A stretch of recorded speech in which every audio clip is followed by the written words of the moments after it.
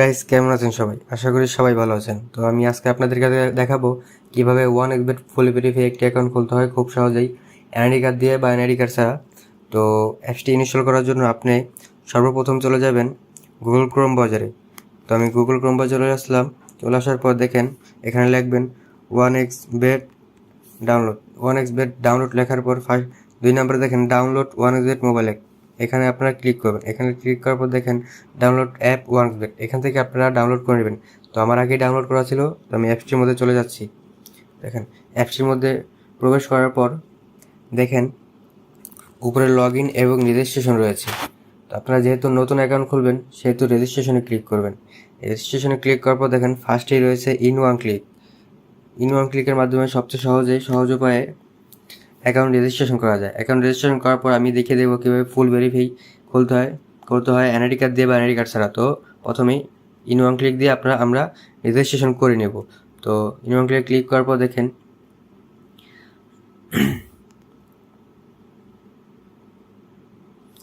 In one click করার পর দেখেন এখানে কান্ট্রি বাংলাদেশ দেওয়া আছে, কারেন্সি বাংলাদেশ টাকা, মানে আমি কোন টাকায় খেলতে যাচ্ছি সেই টাকা দিয়ে দেবো।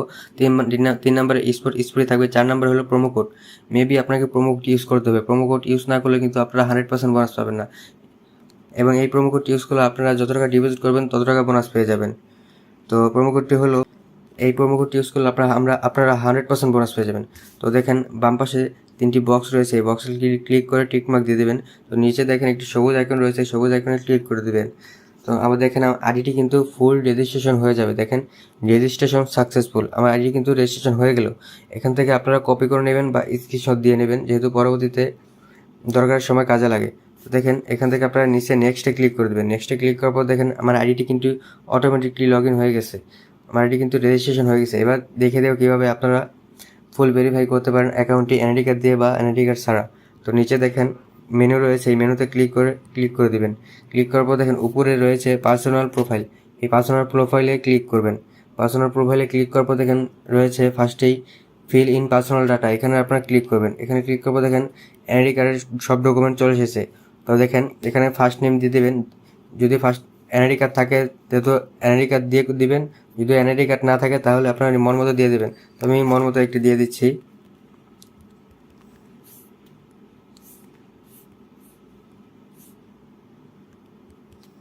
তো আমি একটি দিয়ে দিলাম। তারপর মিডল নেম থাকলে দেবেন, না থাকলে দরকার নেই। তারপর ডেট অফ বার্থ, মানে আপনি কোন সময় কোন তারিখে জন্মগ্রহণ করেছেন, তো আমি দিয়ে দিচ্ছি আমার জন্মসাল।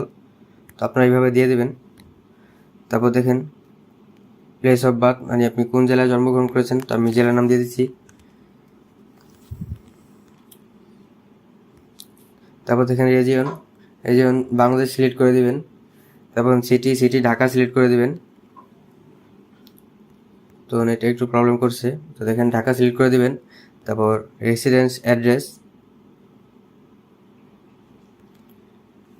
এটিও ঢাকা সিলেক্ট করে দিবেন। তারপর দেখেন ডকুমেন্ট টাইপ, এটি 2 নম্বর দেখেন ন্যাশনাল আইডি কার্ড, এখানে ন্যাশনাল আইডি কার্ড দিয়ে দিবেন।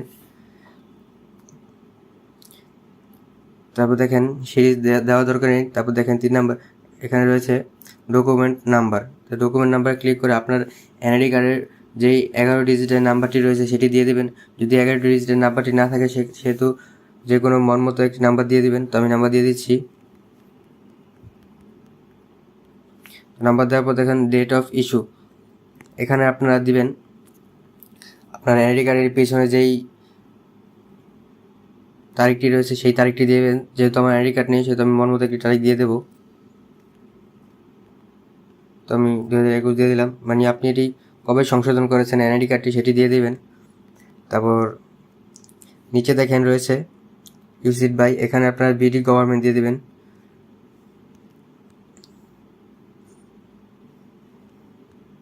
বিডি গভর্নমেন্ট দিয়ে দেবেন। তারপর দেখেন নিচে, তারপর সবগুলো চেক করে নেবেন। সবগুলো চেক করার পর দেখেন নিচে একটি সবুজ আইকন রয়েছে, সবুজ আইকনে ক্লিক করে টিক মার্ক দিয়ে দেবেন। তো আমার আইডিটি কিন্তু ফুল ভেরিফাই হয়ে যাবে কোনো ঝামেলা ছাড়াই। দেখেন এখানে সাকসেসফুলি দেখাচ্ছে আমার আইডি কিন্তু ভেরিফাই হয়ে গেছে। তো এখানে আপনারা ওকে করে দিবেন।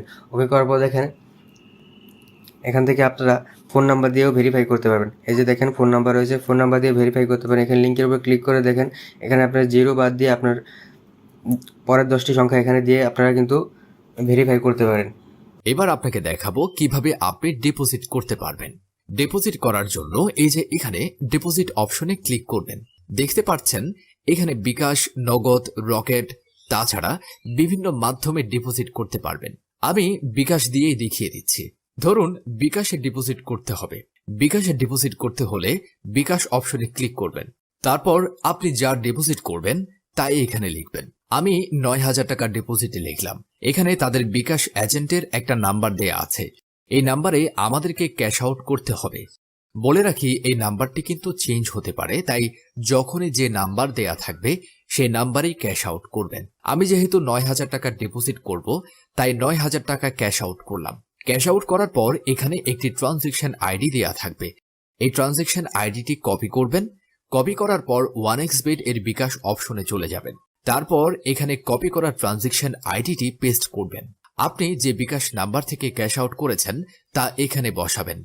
সবশেষে সব ঠিকঠাক আছে কিনা চেক করবেন। সবকিছু যদি ঠিক থাকে তবে নিচের এই কনফার্ম বাটনে ক্লিক করবেন। তারপর এরকম একটি লিখে আসবে, ডিপোজিট রিকোয়েস্ট সাকসেসফুল। ভিউয়ার্স, 5 থেকে 10 মিনিট অপেক্ষা করুন। দেখবেন আপনার টাকাটা অ্যাড হয়ে গেছে।